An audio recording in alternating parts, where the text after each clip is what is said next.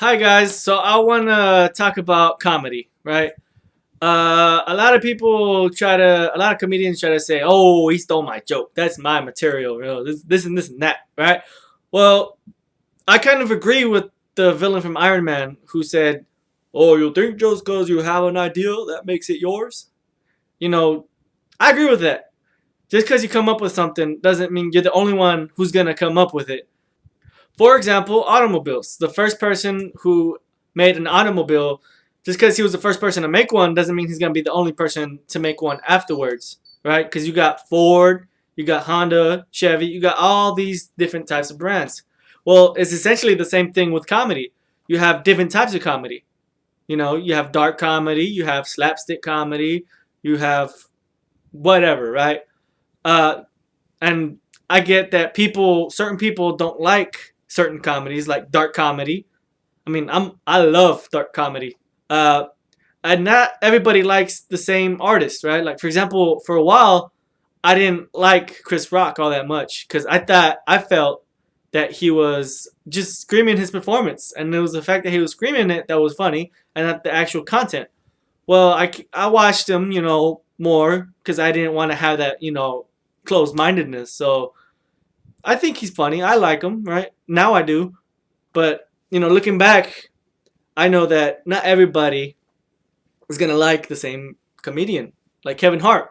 So far, everybody I know loves Kevin Hart. But eventually, I'm going to find somebody who hates him. And that's okay. We all have different opinions, right?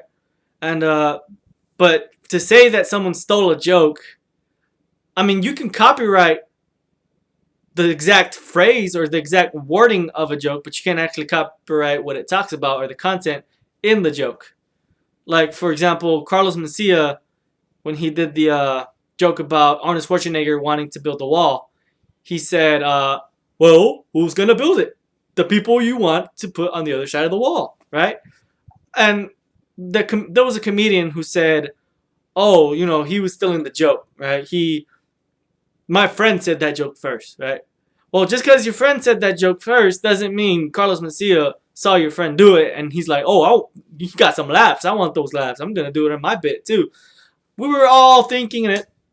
Even when I saw or heard, before I even heard Carlos Mencia say it, I thought, well, yeah, you're going to have illegal Mexicans build the wall. So, yeah, that's not a good idea. It's messed up. Another example, I was 5 years old and I had an idea. I said, hey, I saw my mom mopping and I said, hey mom, wouldn't it be a good idea to have, mops on your shoes, under your shoes?